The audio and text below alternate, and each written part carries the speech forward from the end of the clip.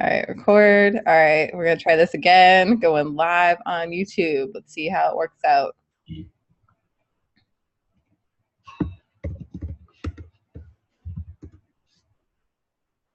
All right.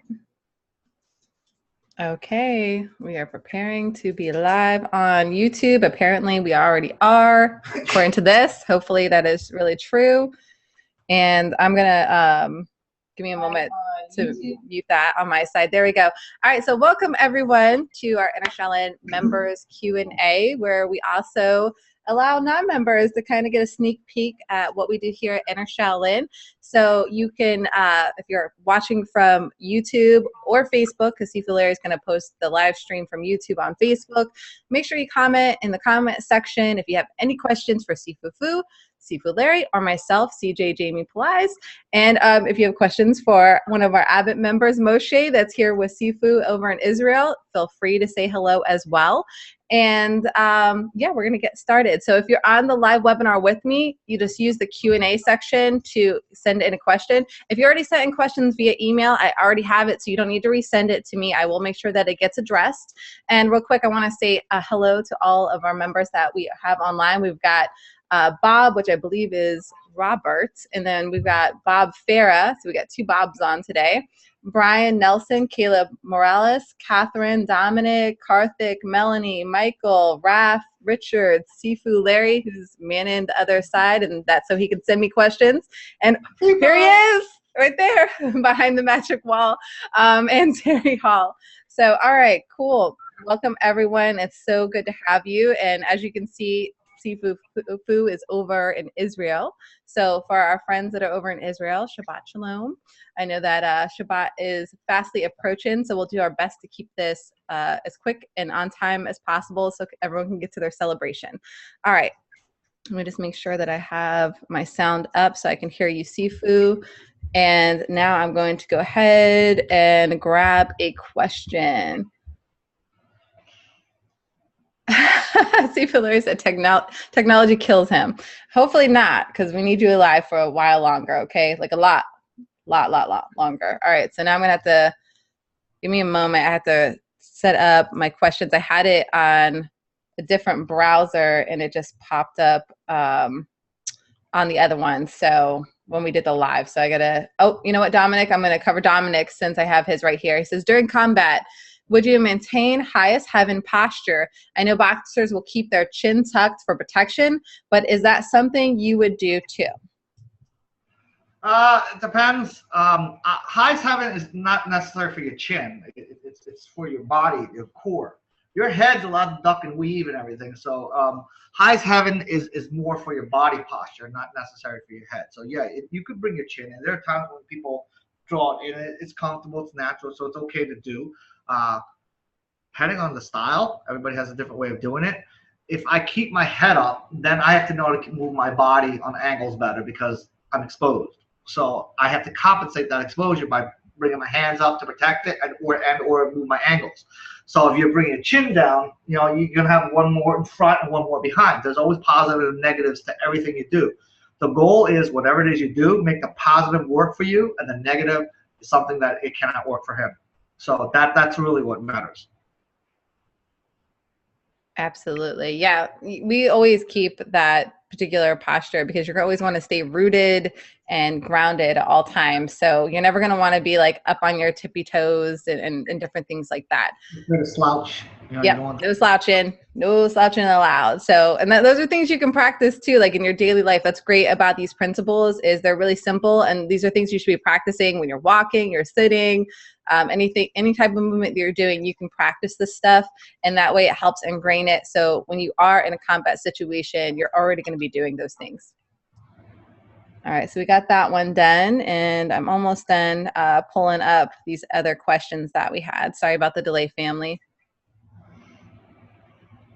All right, there we go. Webinar questions. Okay, so Roger says, do you think that fancy styles of Kung Fu will survive the MMA era? Yes, of course. Absolutely. The reason why is because there's competitions out there in Wushu. It's in the movies. As long as there's a demand and desire to see that stuff, of course it's going to survive. Yeah, absolutely. I was going to say that because my daughter does wushu as well as Larry's daughter, Kara, and they have competitions all the time. I just don't see the older arts ever dying out just because that is, you know, the essence of what martial arts and Kung Fu is. And MMA, I know we've covered this in other webinars. MMA, as far as mixed martial arts, is not a new concept.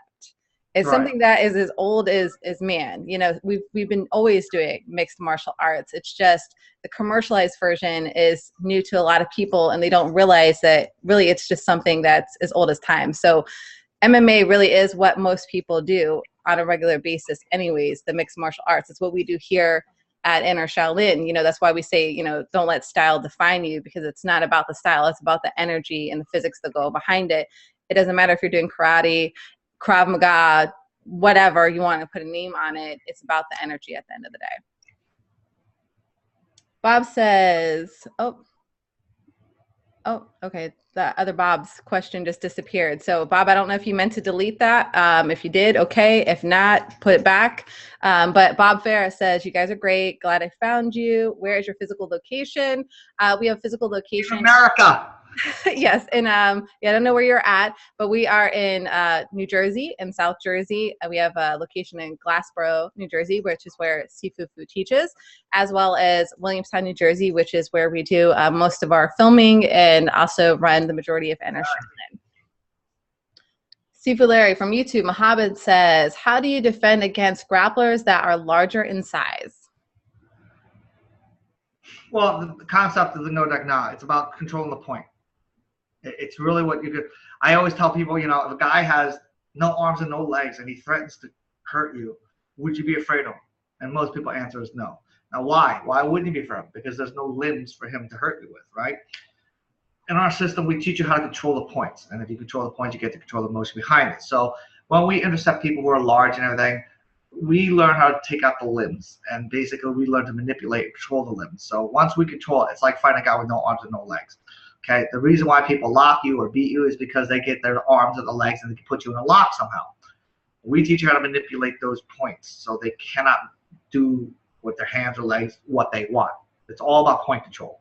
So to give you an example, I can't, because everyone's going to have a different positions, different size, different way they're going to hold you. So I can't give a one answer. But the one answer I can say is, when you're grappling, there are points that you want to keep in mind that you want to intercept to control. The neck, okay, the shoulder along the forearm, and the forearm itself and the elbows. So these are the points at which you control somebody's limbs. So you get it from the neck, you get it from the shoulder, pushing the shoulder up takes away the arm strength, going to the elbow takes away their ability to drive energy to the wrist. So those are the points at which you want to keep in mind when you're playing hand to hand. And the leg is similar, same thing.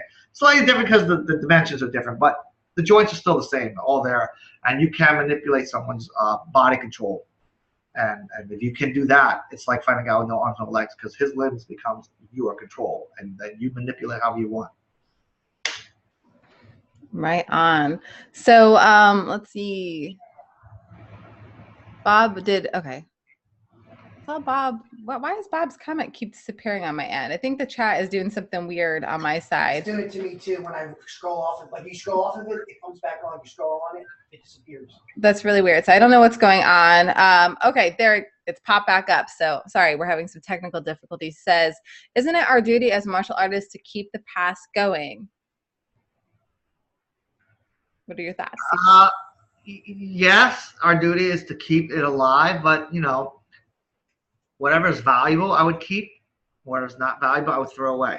You know, our duty isn't just to keep the past alive, but it's to improve and make it better for the next generation. So yes, our duty is to keep it alive, but you know what Bruce Lee said too. You know, use what works. What don't work, throw it out. But that's why you have different styles, different stuff, because depending on how you want to move and how to compensate within that movement, that's going to make the difference. So yes, keep the past alive, but learn to go to the future too. You know, don't just stay in the past and dwell in the past, because times change. People's fighting styles change, and you have to adapt.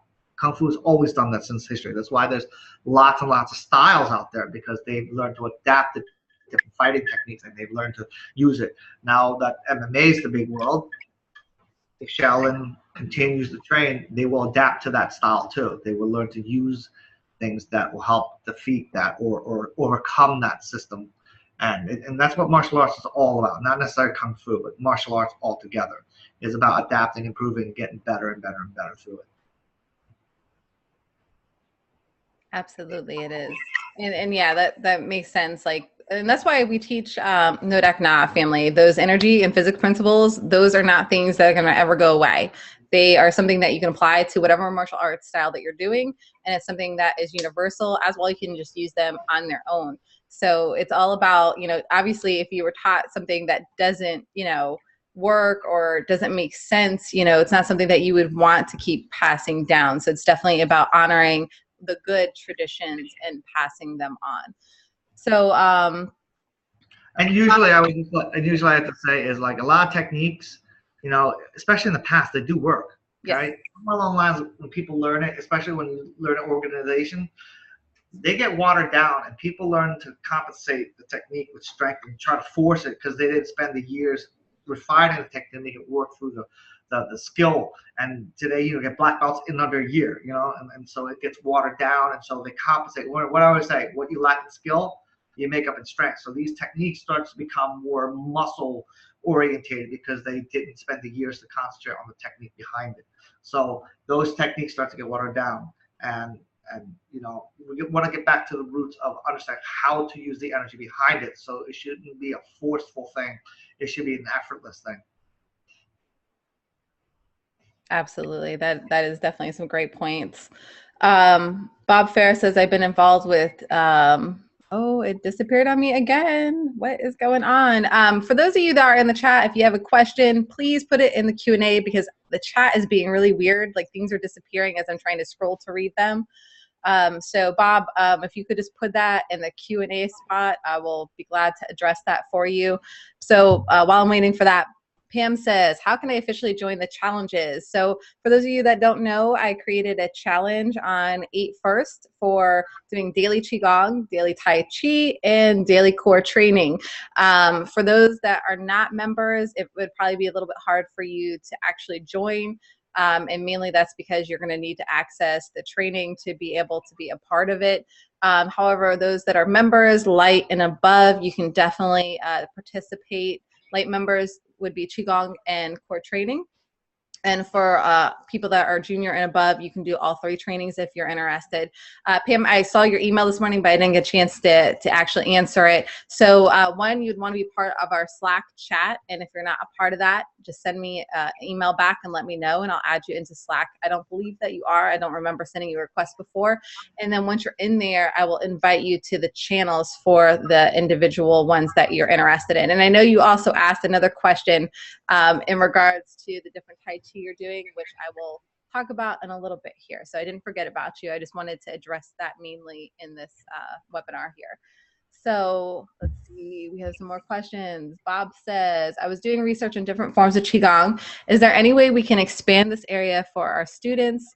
Found a muscle and tendon form that has helped me immensely with strength in my tendon. So he wants to know if there's going to be any more added to the Qigong section, especially in regards to strengthening the tendons. Well, there's exercises we do that are tendon strength exercises. So there are lots of stuff that we have that's designed for the tendons. So you can, I don't know where it is in the site where it would be the conditioning part where we work on core training. Core training. Yes, yes. So there are others in there that does that. Qigong is mainly designed to not just do the breathing and increase the blood circulation, but it's to teach your body how to move the energy in the right point. So really, ideally, it's to get the energy from the ground to your hands.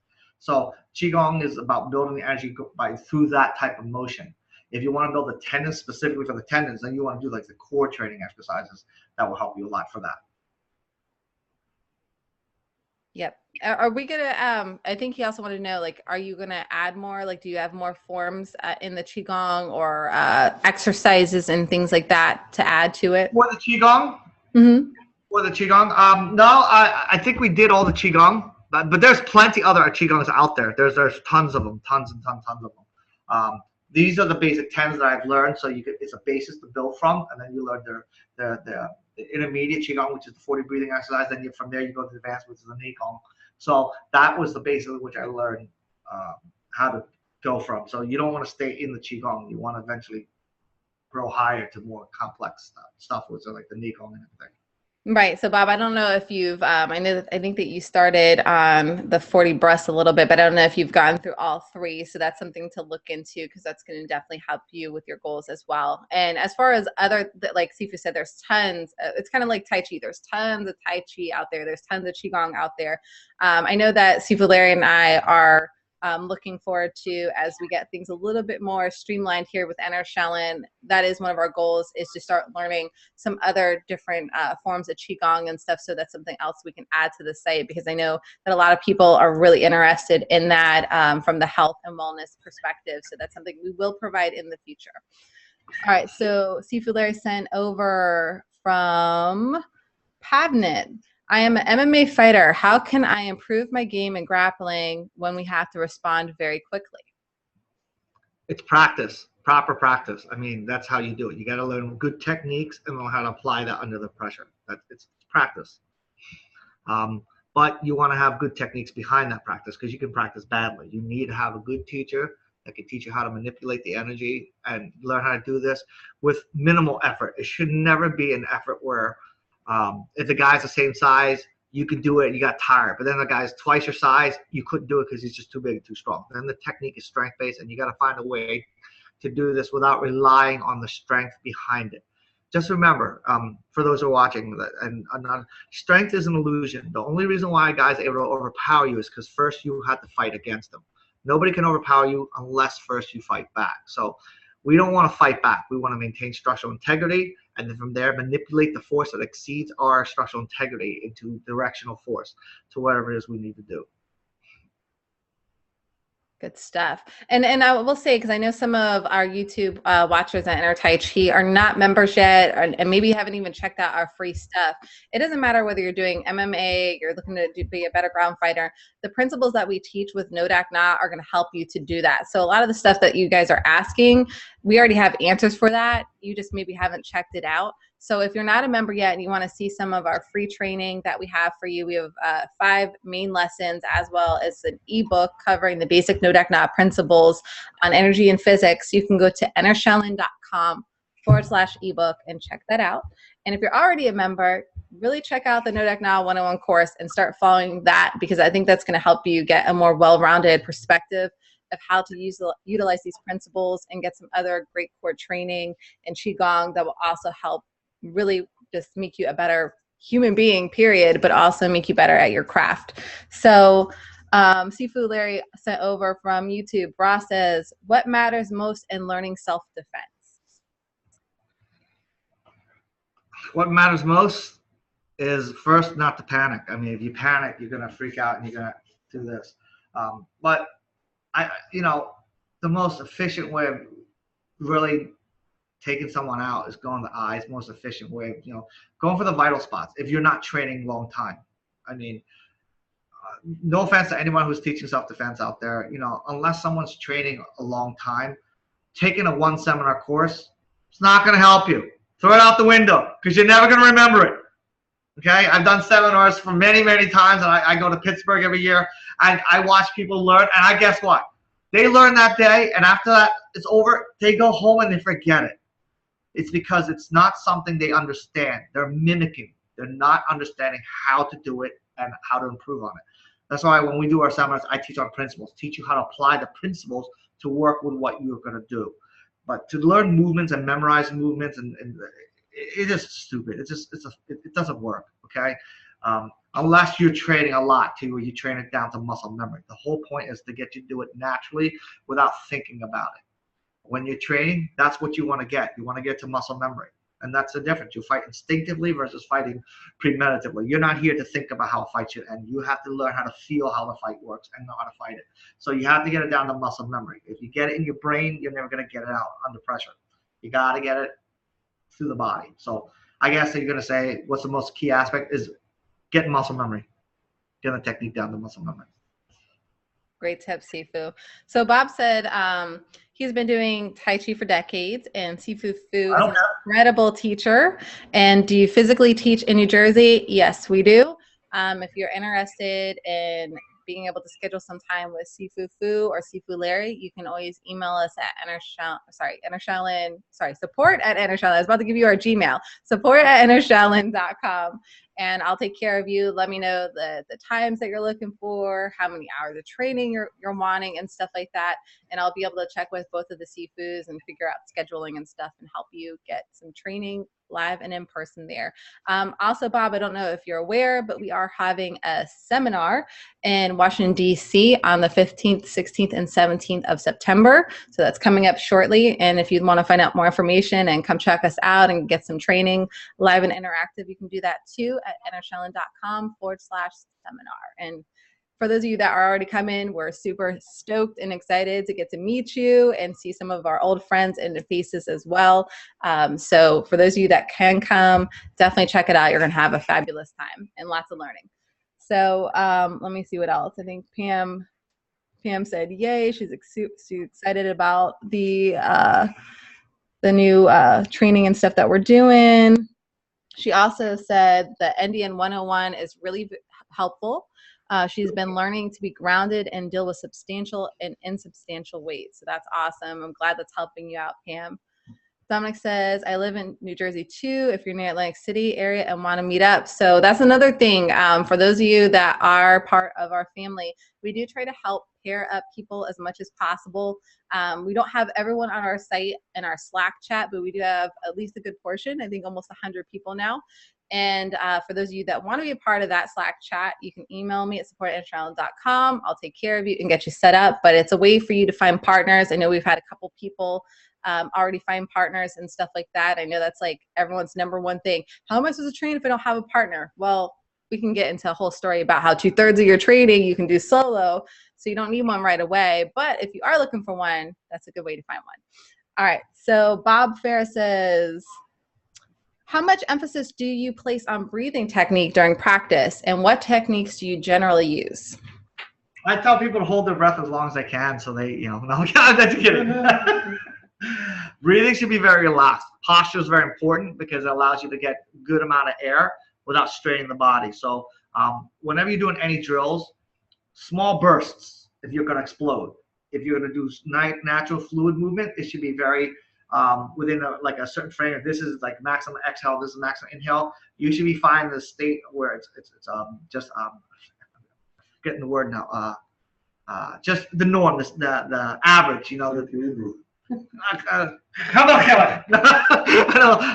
This point is, I'm about blank now, but it's at a point in which your body doesn't need air or take air. It's just a natural state of like the average point for you. I can't think of the word. I'm sorry. I'm forcing it in my head. I can't. But basically, when you're doing nice, relaxed movement, it's just within that point where it's comfortable for you, where you don't feel like you have to breathe in too big or breathe out too hard. It's a point of suspension. It's a natural point of suspension. That's just where you're at. What's that word? I'm at a loss. Like equilibrium, like buoyancy in water. You have this natural float where it's not too much, not too little. You just when you're doing relaxed move, that's where you want to be. But then when you want to explode, small bursts of air. Never hard, long movements. Not too much. It stresses and strains the body. You want so your body doesn't strain on pushing air. You only want to do it just for the moment, for the energy. If you're naturally flowing, it's naturally within your wrist and your waist to get that. And again, small bursts. So then you can use a lot of hitting power and not waste a lot of air and get tired out of it. Because remember, the more pressure you put in your body, the more tired you're going to get. Because it exerts the body. And we're not trying to exert the body. We're trying to focus the energy into the point at that moment. So breath, air, body movement. Everything all together at one time and only for a small burst. Just like your punch should be very fast to the point. Breathing the same. Some great tips. We actually talked a lot about breathing in the last members webinar. So if you haven't checked out the replay for that, you can check that out at youtube.com/Enter Shaolin. So for those of you at Enter Tai Chi that are watching this, I know some of you don't know, but we have another channel, Enter Shaolin, that's based off of our actual website. You can find a lot more stuff about seminars, webinars that we do, the replays, and just some extra training. So if you love what we do at Enter Tai Chi, go check that out. Make sure you subscribe right now. All right, so Karthik says, do we have videos in our members area explaining about the applications of energy principles of Tai Chi, like ward off, roll back, press, push, etc.? Yes, we do. Yes. If you actually go to the Tai Chi section, Karthik, you'll see that we have application and technique sections. We haven't finished all of them, but there's quite a bit there for you to check out and play with. All right, Sifu Larry says, Leo Graham wants to know, what do you think of the rubber that Bruce never finished his Wing Chun? The rubber? That's what it says. The rumor, maybe? Maybe that's what you say. What do you think of the rumor that Bruce Lee never finished his Wing Chun? I think that's what he meant. Okay. Well, he didn't finish Wing Chun. That was a fact. He didn't finish the Wing Chun. So that's why he saw it and filled up the gaps that he couldn't finish. You know? And he created the Jeet Kune Do out of it. And I think when you look back, he could probably say, you know, I would like to finish it, but I'm glad where I am. It opened my eyes to see new things and helped me find things that I never would have found if I finished the Wing Chun. Because he might have been one of those that stuck in Wing Chun and just worked on it. But because he didn't, it made him look into filling gaps from other things like the boxing, the fencing, the wrestling, jiu-jitsu, and all that stuff that he was like, ooh, you know, that works. So I'm going to incorporate it. And it helped him to fill up the gaps. And maybe that's why he did. So I'm sure would probably been happy that it happened that way for him because it really opened his eyes. Because if he didn't, like I said, he probably would never question anything and looked at other styles. He probably just stayed in the Wing Chun. Absolutely. And see, because I know a lot of our Inner Tai Chi people get this misconception that we just do Wing Chun, because we get a lot of people that are like, I'm just coming for the Wing Chun. I'm just coming for the Wing Chun. Could you briefly explain the different styles that we do teach and maybe like a brief overview of why we do those particular ones and how style really doesn't matter? Well, first of all, I learned a long time ago, style is just a word, okay? A punch is a punch is a punch, a punch, a kick is a kick is a kick is a kick, okay? It all, in the end, what really matters is how you do it. Okay, you can get a guy who trained 15 years, 20 years in karate and fight a guy who's just a big, strong guy who knows how to throw a punch, and he's going to lose to a guy who's just going to knock him out because that guy didn't train just to throw shoulders and everything. So what we teach our styles is, and what makes a style different from another style is the combination of the way in which you move. That's what makes the system up. Okay, this is the principle we go by, and this is how we work in combination, this and that because of that, and that's fine. Okay, there's nothing wrong with sticking to a style. What's most important is making sure you understand the energy behind that style. You know, for our Wing Chun, a lot of people say our Wing Chun is totally different from other people's Wing Chun, and it's like, well, I've never seen another Wing Chun teacher do that. I've never seen it. That's okay. Before Wing Chun became famous, before Yip Man made it big, people were questioning him. You know, before Bruce Lee died and got Wing Chun famous in the world, people were questioning him. When he did the demonstration at Parker's, you know, people were amazed, but people were like, whatever either, because it was the first time new. The most important thing is you got to be happy and content to do what you're doing and want to get better at it. That's the most important thing. That's what, you know, goes in the application of keeping the system alive. That's what keeps it. Ultimately, every martial artist, it becomes your martial arts. Okay? Yes, you have the outward appearance of that style, but how you move in that style and how you make combination, that becomes you. You know, it's like parents. You have the characteristics of your parent, your mother, and your father, but you are your own person. You're your own identity. That style that you train in, whatever it is, that becomes you. You know, you keep with some of the moves that you keep, but you add to it your own flair. And you're going to find out, oh, yeah, I love doing this, but I don't think this move works. Even Yip Man changed his Wing Chun a little bit because he found some things he didn't like, and he adapted it. Bruce Lee did it. All the Shaolins from time to time do that. You know, that's why you got styles like Mantis, you know, animals. There's styles that change, and there's like, why are there so many different Tai Chi styles, you know, based on the family. Some people believe this way, some people believe that way, some people believe in small movements, some people believe bigger movements, some people believe in keeping so very low to the ground, to the root. Some people keep on a certain level. It's whatever you're comfortable with. Everybody has different body types. Everybody has different personalities. Everybody have different ways that they're going to move. And you got to find what's comfortable for you. And you got to make that the best it can be for you. Don't get caught up in words. Don't get caught up in styles. People argue too many times about that. Because ultimately, you can get a karate guy being a boxer. You get a boxer to be an MMA guy. You get a jiu-jitsu guy being a wrestler. You get a wrestler. And because it comes down to the person, in the end. But like a race car driver, you drive a car that can only go 50 miles an hour versus a guy who cannot, is an okay driver, drives a car that goes 100 miles an hour. The 100-mile-an-hour car is going to win over the best driver in the world still, because the car is not efficient enough. That's where the technique comes in. You need good technique to help improve you, to make you better. And that's understanding energy behind it. Absolutely. And Sifu, I don't know, did you cover what we teach inside of Enter Shaolin? I was talking to Sifu Larry, so I missed that part if you did. Did I cover? Yeah, like the styles that we do teach inside of Enter Shaolin? Oh, no. Okay, what we teach is Wing Chun, Tai Chi, Chin Ah, grappling, anti-grappling, the Ngo Dac Na system. Mainly, I like to teach on the energy behind anything you do. So when you do Wing Chun, I want to teach the energy behind it. When you do grappling, I teach the energy behind it, the principles of energy. It's all about understanding how energy works. And once you understand how energy works, it doesn't matter the style. It becomes pointless. Okay? Well, you're learning style because you're learning how to move within that style, certain combinations of how you want to put your hands. Like in animals, a tiger might go up like this and circle and hit like this. Whereas a Wing Chun guy would go, oh, we want to just go up and hit like this. That's fine. It's all kind of the same. When I do a parry like this, some people say, oh, it's a Tan style. But this could be a tiger. This could be a dragon. It could be anything. It doesn't matter just because it's just up. It's how you're going to move within that. It's going to make the style. So, but really, it'll fail you. It doesn't matter what style you do. If you don't put the energy properly behind it under pressure, you'll crack. It's going to fail you anyway. So more importantly, you want to understand how to move the energy behind it, not just move the hands. Right on.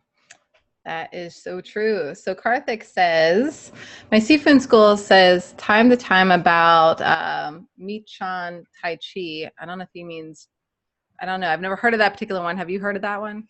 What is it? Mi Chan, Michuan Tai Chi. I haven't heard of that. So I don't know if he's just maybe mispronouncing or misspelling Tai Chi Chan. Okay. But and does some exercise involving more of cat stance and involving the energy motion. Could you please provide some pointers about knowing more about the system? If you're talking about our Tai Chi system, the biggest pointer I have is just get started, start training. The lessons are all there. I can't answer what Mi Chan is because I don't know it. I've never heard of it. I'm not sure if he's. I just never heard of it. Right. I don't know if he's just misspelling it or maybe it's a system I haven't heard of Tai Chi. But if you're talking about what we do with Tai Chi, then the biggest pointer is to just start on lesson 1 and start training and go from there and just keep training and practicing. The first thing that, no matter what style of Tai Chi, no matter what, you need to understand the principle behind what you're doing. The rules, highs, heaven, lows, earth, back, open, chest, close. You need to understand the posture because Tai Chi is all about understanding how to move from one posture to the other. So you have to understand your posture, the nature in which you should naturally hold your hands, your arms, your legs. So this way, when you move the energy, it's at the most relaxed state, but at the most optimal state as well. So that's very important to go over your rules and principles. If you're just mimicking movements, you're like a monkey see, monkey do. Okay, I'm not giving you a fish. I'm trying to teach you how to fish so you understand. And as you get good, you say, okay, this worm catches mackerels, but if I put a bug on it, it catches bass. Like you understand what works and what doesn't work. That's what you need to understand. Understand your principles, and then you can evolve from it. You can grow from it. And that's really the most important thing that I can tell you. And under any styles that you learn, you need to understand the principles behind what you're doing, and then you need to understand how to apply that principle behind the techniques. Absolutely. And that's one of the reasons a lot of our members really love your training, Sifu, because you really do let them know like how to know if they're doing it wrong and also how to know if they're doing it right. And that's, I think, what all of our members really love about the site is that it makes it so much easier for you to be able to learn online when you can test out, okay, this is some common things that I might run into that I could do wrong, and that way they can recognize it, but also how to know if they're doing it right. So that makes a really big difference. The goal is to learn to hear first and then get from there to here. Yep. Bob says, I watched, Bob Farah, he says, I watched your excellent video on spiraling power. In doing so, are you using the point of contact as your pivot points? It depends on the strike. I mean, it depends which way you're striking. Sometimes if you're curving and you're coming from an approach on a curve, you want to pivot. Sometimes if I twist the body and the hips, I'll pivot. If I root down without any turn, then I don't need to create the pivoting on the point in which I make contact. But there's nothing wrong to do it. Just make sure that your body's in conjunction with it when you're doing it. If it's not, if your body's just rooting or turning and rooting, then you don't need to. But you can if you want to. But if you turn your waist around an angle, then yeah, definitely you want to turn your wrist. But if you're just sitting and rooting, then it's not necessary. You can, but it's not necessary. Awesome. Thank you, Sifu. So Palin says, my question is on the cat stance. When I move into cat stance, my anchor leg is held with an empty heel and about 10% or less on the pad, or am I overthinking again? Then he has some other questions, but I'll let you start there. Is that a statement or a question? It was both. He was making a statement on a question, or was he making a question on the statement? Yeah, he says when he moves into the cat stance, his anchor leg is held with an empty heel and about 10% or less on the pad. He wants to know, is he overthinking things? Feel. Okay? Yes, thinking is a guideline to help make sure you're within a certain boundary, but feel that boundary. Feel. Music is the same thing. When you dance in music, you don't dance by going 1, 2, 3, 1, 2. That's the beginning stage. That's when you learn. You understand that. But music has to. Dancing and music comes from within. It's got to come out of you. You've got to feel that, and you got to let it come out from that.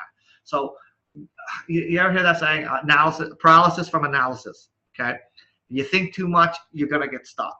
And I always like to say, if you think, you think.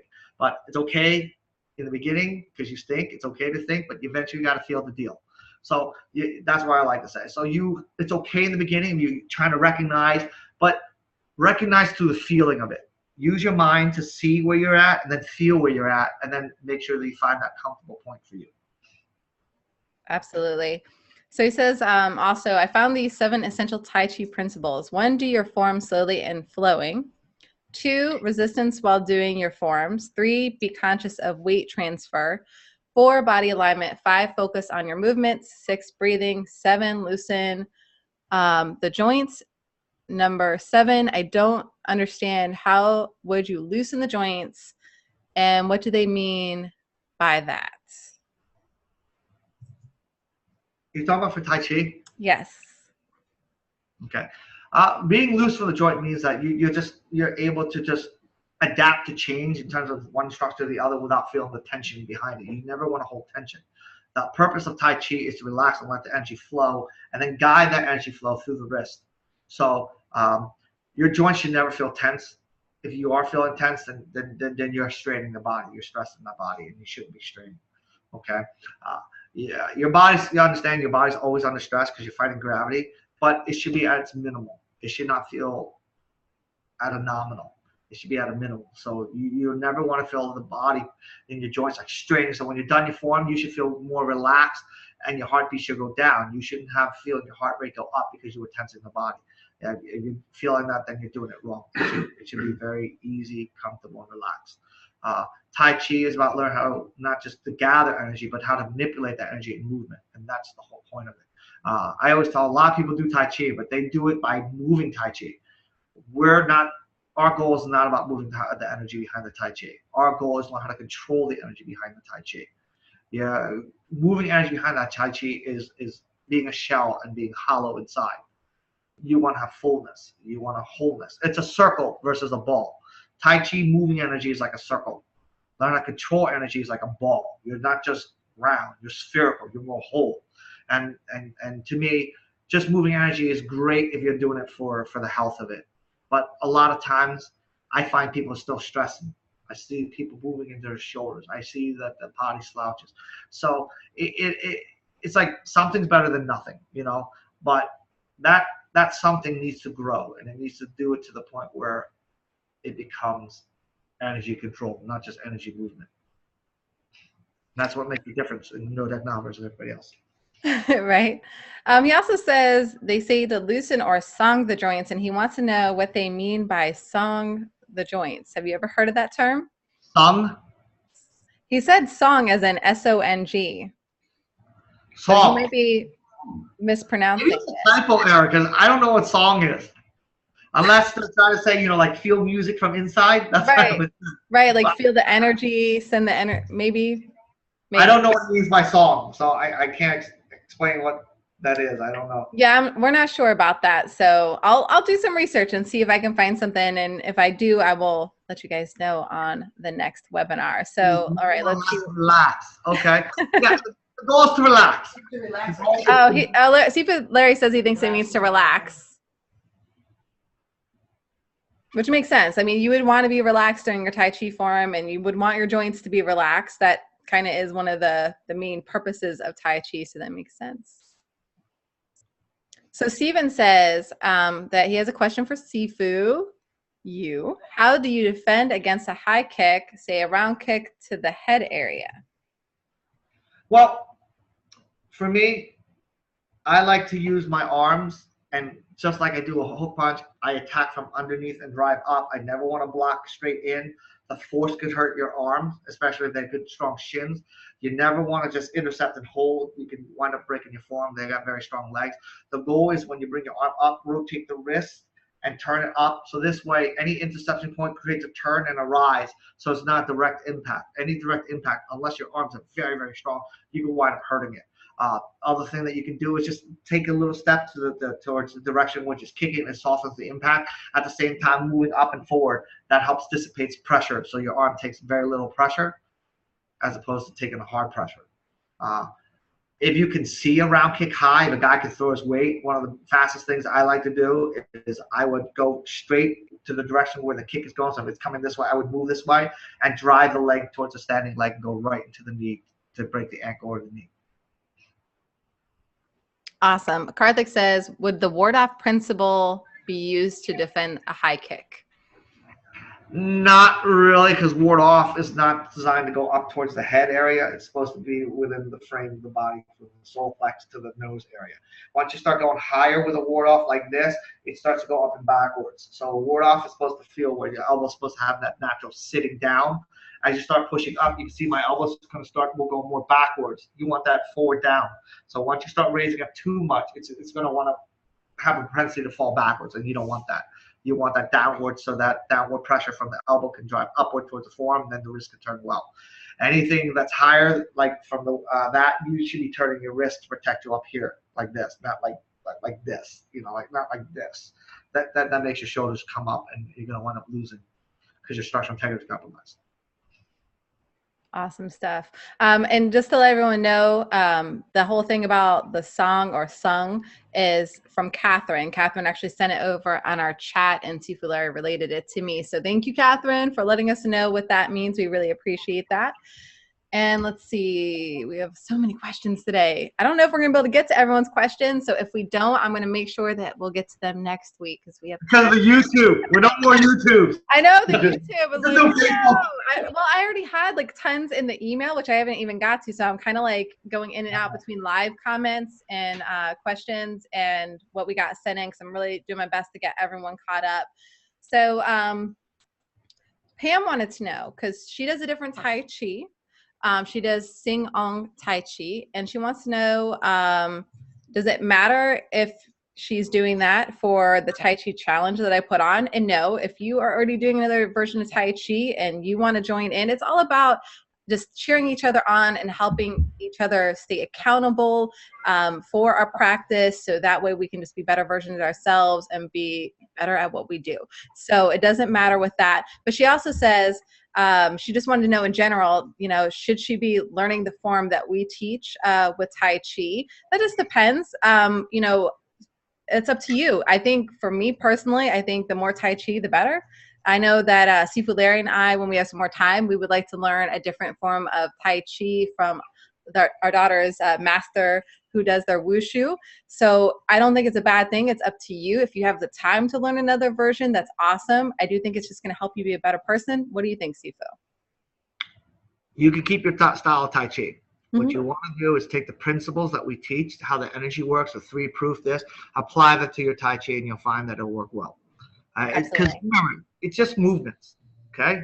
Whatever one style does, they'll do from sequence of movements that are different.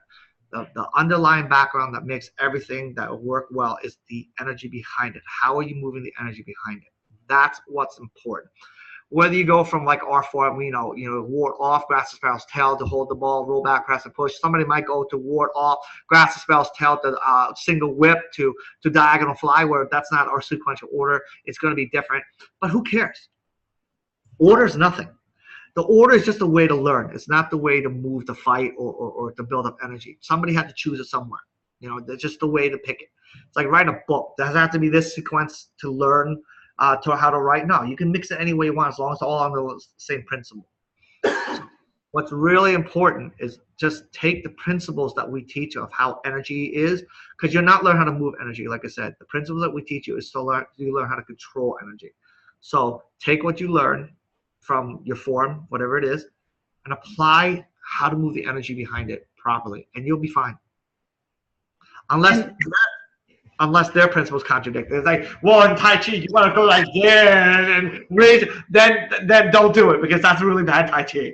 You got to follow the rules of the Tai Chi and use our principles of energy control, because you're not learning how to move energy like that. You'll learn how to control the energy behind it. You'll learn how to move it, but you'll learn how to control it in movement, not just learn how to move it and lose control. So that's important. So keep those principles, apply it to yours, and you're good. You're golden.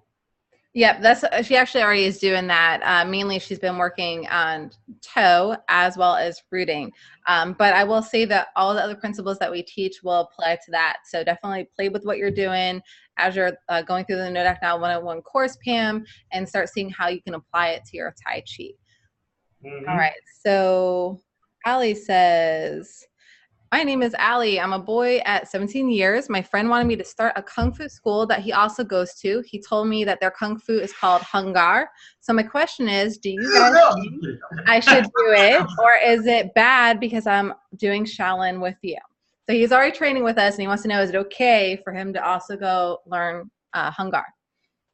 It's okay to learn Hungar if the teacher is a good teacher and he's going to teach you the right things. If he's telling you, you got to push through and force your way in there, I wouldn't do that, because he's relying on the size and the strength. And I guarantee you that someone who trains 15 years, who weighs 120 pounds, and he's trained with using his size and his strength, some guy who's going to come in there weighing 225, learn for 1 year, he's going to destroy him anyways. And that should never be the case. Your years of experience should help you handle bigger, stronger guys. Okay, it shouldn't be the deciding factor that the strength is it. If he's trying to tell you that you got to be bigger and stronger and you got to use that as your means of doing the technique right, then I would not recommend going to that school, because it's causing you to learn how to use strength as your means rather than the energy control behind it. If you like it and that's fine for you, then so be it. But just remember, if you want to go to that school, take the principle that we teach behind what you learn and apply that to what you do, especially when you're learning techniques like you find like it's very, very hard to do. You're like, this guy's just too strong. I cannot move his arms. I had people tell me before, like, I played Chi style with this guy, and what happens when a guy just won't let you move his arms? What happens if he's so strong, I just can't move it? Well, then you're muscling him. You're not learning how to use the energy principle behind it. For example, someone holds their arm strong and you're trying to move their arm. They just don't move down. What that means is you're going one direction, they're going the opposite direction. You're muscling him. What you want to do is if you're moving him and he starts to fight, you would channel the energy. So you would not just go directly into him. When you feel him fight back, you will move the energy forward and make an arc out of it to control his energy. You are not going to push against it. That's the wrong method. It's strength-based. Anytime you feel your body straining, it's wrong. Okay? It's okay to feel stress. Like I said, your body's always under stress, but it's not okay to strain. Any movement which you're straining against a strong guy, then it's not good. If he's teaching you this technique, you got to go faster. That way his body can't tense up. Then that's not a good technique, okay? You should always do techniques and perform it at a guy at full resistance and still perform the technique without feeling like you had to struggle for it. That's how you know the technique is good or not. That's why I always have tests and say, people, do it as hard as you can. Don't let me do it. And I prove it. I prove it time and time again They can fight me all they want, and I'll still do the technique because it's not about the size, it's not about the strength, it's about controlling the energy behind it. Absolutely. So Sifu sent over from Machine Music and Stuff Gaming. Does it matter how tall you are? Because I'm short and it does suck, but is there still a way to win? Absolutely. Yeah, wear high heels. Well, no, you don't have to wear those. But we're not all super tall here at Enter Shaolin. We do have some tall people, but as far as the main three of us, we're all considered like average size. But I don't know how short you're talking about. But the great thing about what we do with Ngo Dac Na is size does not matter, nor does strength. That's the beauty behind it. Do you want to talk a little bit about that, Sifu? Yeah, size matters if you're going to use your size. Okay? You want to use the energy. Now, obviously, there's advantages and disadvantages, okay? The advantage if you're short, you can hit him in the groin. I'm not just kidding. But obviously, being shorter means you lack range. So you have to work on footwork. You know, you have to understand your pros and your cons. You're shorter, so you have to learn how to move better with your better footwork to close the distance in, or if they're keeping distance, learn how to weapon strike the points because you can't close in. He won't let you in. He keeps moving back. So therefore, you must learn to damage the limbs that are extended towards you. But here's the same rule, like any ground fighter will tell you the same. You're all the same size when you're on the floor. Okay, so it doesn't matter the height when you're on the ground. It doesn't really matter the height of a person. What's going to make a difference there, if you don't know energy control, is the weight. But the size, height-wise, it won't make a difference. But know where your strengths and weaknesses are. So if you know you're shorter and the guy's farther away, you're gonna have to know how to play better footwork to close in the distance, or learn how to weapon strike better if he's keeping the space. Know how to pace yourself, not force your way in, because obviously he's gonna bait you. He's gonna step backwards as you try to come in, so you can't do that. You know, best thing if a guy keeps away, walk away. You know, I always like, he wants to keep away, walk away, because you can get out of it now. Now that forces him to come to you to keep you from walking away, and then you can play him your way. But yeah, being taller has an advantage in terms of distance. It does have an advantage that way. But on the ground, it makes no difference. And I will say that all my training partners are taller than me. I'm 5'7", and it doesn't matter. You just got to learn the principles. And like Sifu said, you know, size can be an advantage, but so can being shorter. You just have to know how to use it. All right. So Bob said, follow up on the breathing question. Are you breathing naturally or trying to do it from the stomach? I know what I want to say, but what do you want to say, Sifu? If your posture is right, you will naturally breathe from the stomach. Yes. And if you, Bob, if you ever notice, I was going to say, naturally breathing from here, your lungs, is not actually natural. That is something that if you look at any baby, look at a baby, you will notice when they're breathing, their stomach goes up and it goes down, and it goes up and it goes down. So when you were a baby, Bob, you knew how to breathe properly. But over time, we start doing shallow breathing. So you're just learning how to breathe properly again. So as long as your posture is good and you have that mental note, you're going to breathe naturally again. So yes, we always breathe naturally, but not from the lungs. That's not natural. From the stomach. The reason why you breathe from your lungs is because you're in improper posture. Most people stress and they slouch through their life, and that causes them to do that. And then when you tell them to take a deep breath, they go, it's because they're slouching. It's a proper posture. If you already have the proper posture, then you won't have to worry about it. Right on, right on. So Alvin says, hello, Sifu. How much do you stress endurance in training? Running miles is not enjoyable, at least not yet. Endurance is important, of course. You know, you want to have that. It's not just for combat. It's actually for your health. But understand this. You need more endurance if you spend more energy. So you don't want to spend a lot of energy. We teach you how to keep your energy conservation low so you can last longer because of that way too. You know, I'm not saying, hey, spend all the energy and learn how to be more endurance. That's good to have. But what's even better to have is knowing not to waste your energy. So you don't have to try to last as long, because you're not going to spend as much energy. Absolutely. So Sifu Larry sent over from YouTube. Herbert says, any chance you'll have a seminar here in Texas anytime soon? Sure. One day we gotta see if there's enough people for us to go, because it costs us money to do it. It costs us money to set up a place. It costs us money to. So if you can help arrange it and get enough people where we can do that, yeah, absolutely, we'll do that. Yep.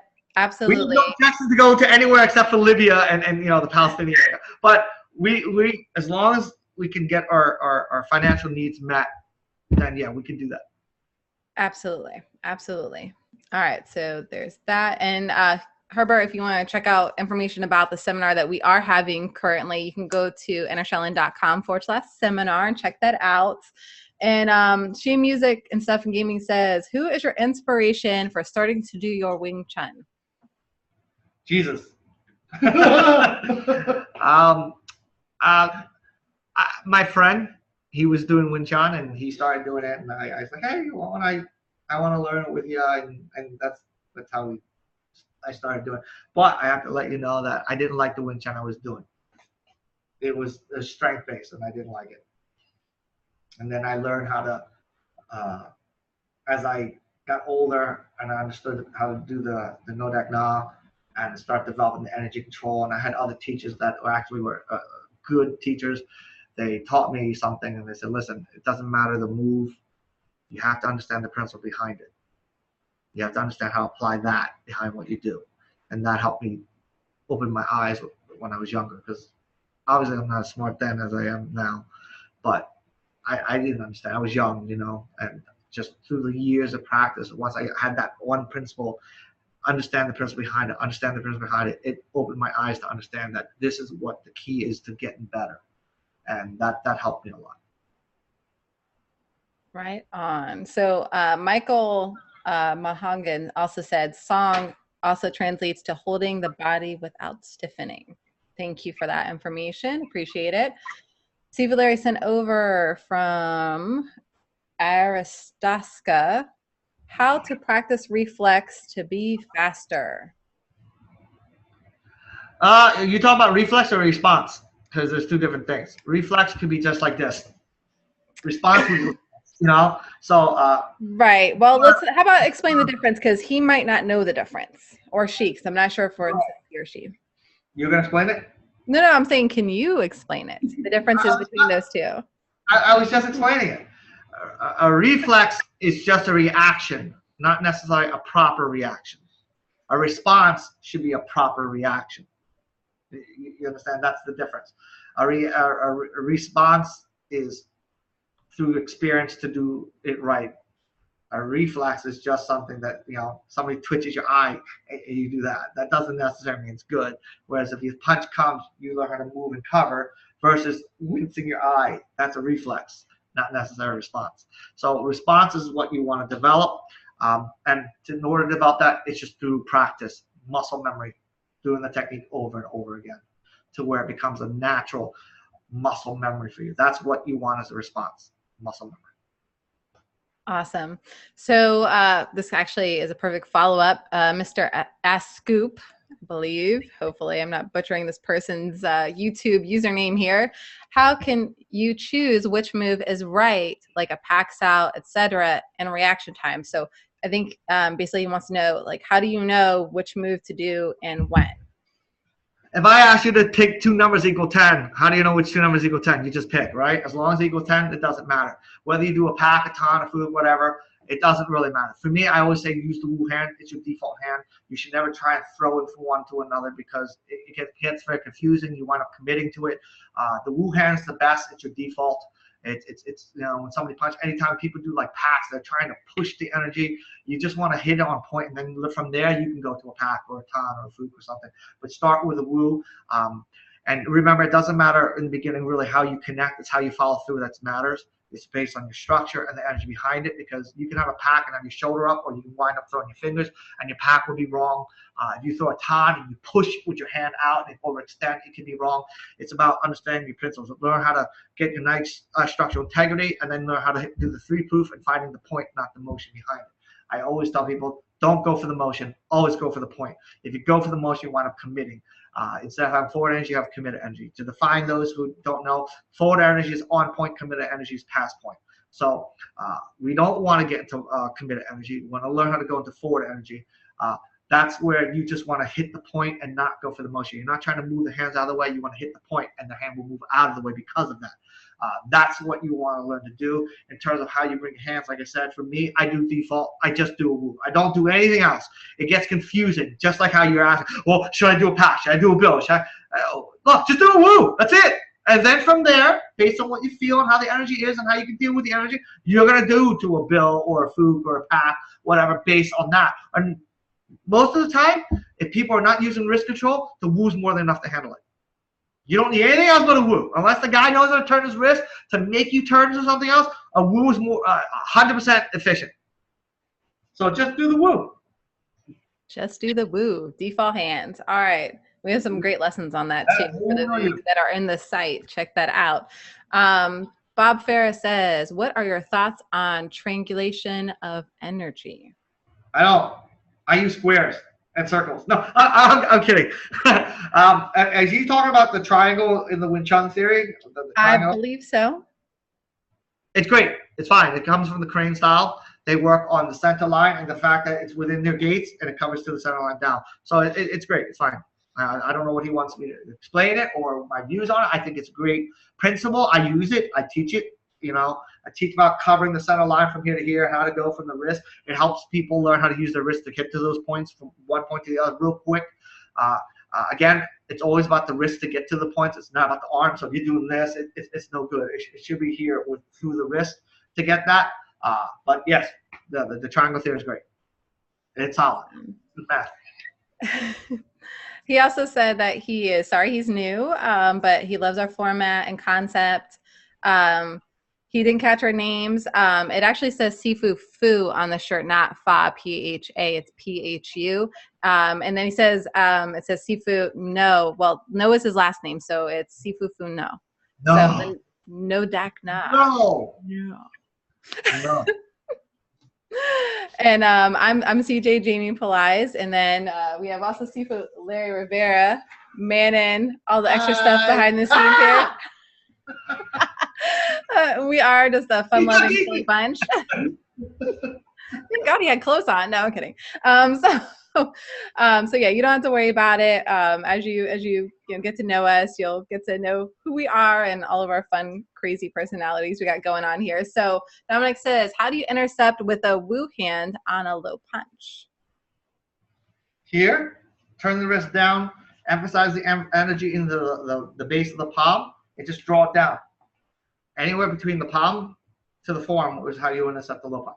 Can you back up and show him that so he can see the full movement? There's a lot of effort here. I know. I'm making you work. Hopefully you're not sweating. With this, my hands here, I just draw it down like that. The reason why it's very good that way is because once you intercept that and your hand goes down, it goes right up to the punch, whether it be the face or the body. But the energy is right there. You can see in my hands, I can go here, boom, like that. And it's just at a lower rate. So you can just go, bah, bah. It's very, very fast. And it's very, very powerful. And it hurts. The people who get hit by the Wu hand down, they'll tell you, oh yeah, it hurts. It hurts a lot. I hit myself and I hurt myself sometimes. Right on. Dominic says that he thinks that the other member was talking about the triangulation in terms of Tai Chi and moving energy. What are your thoughts on that? Well, I'll just say I didn't do the triangulation on the energy and the Tai Chi that way. I did it on the circle.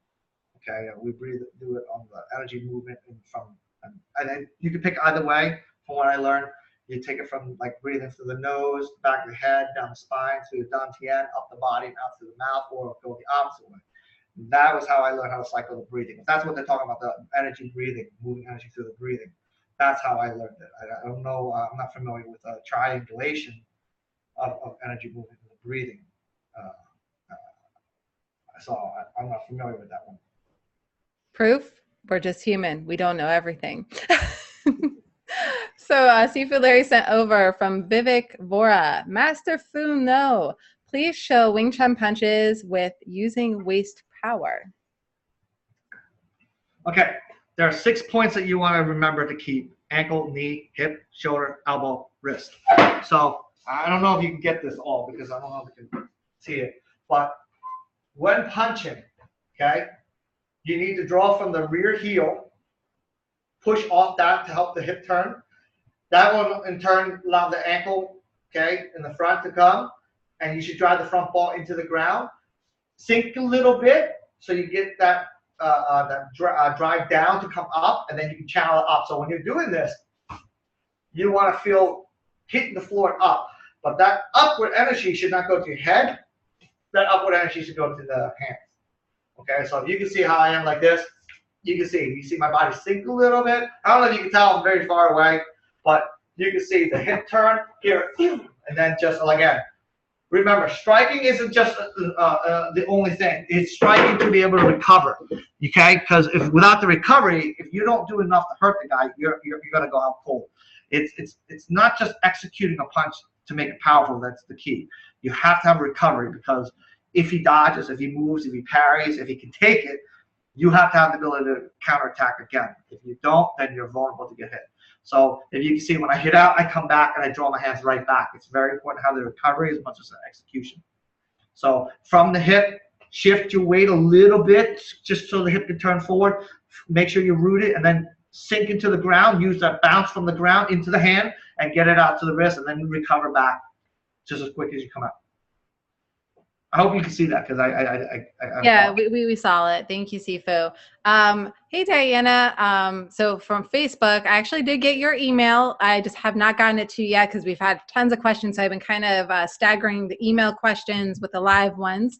But she wants to know, when you hold Yi Ji Kim Yang Mao, which is the pigeon toe stance, or also known as the goat stance for those of you that don't know what that is, do you have to pull your knees together and also press into the feet? Is that part of being grounded?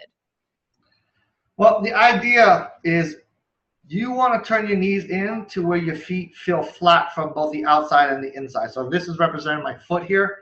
This is the inside, that's the outside. You want to feel yourself flush to the floor. So you turn your knees in to when you feel that flush to the floor. So you don't want to put weight on the outside, the inside too much, and you go too much on the front ball. It should share. If you're having all 4 points, let's say we call all 4 points, 25% on each to equal 100, right? You don't want 130, 120, and then 150, and nothing.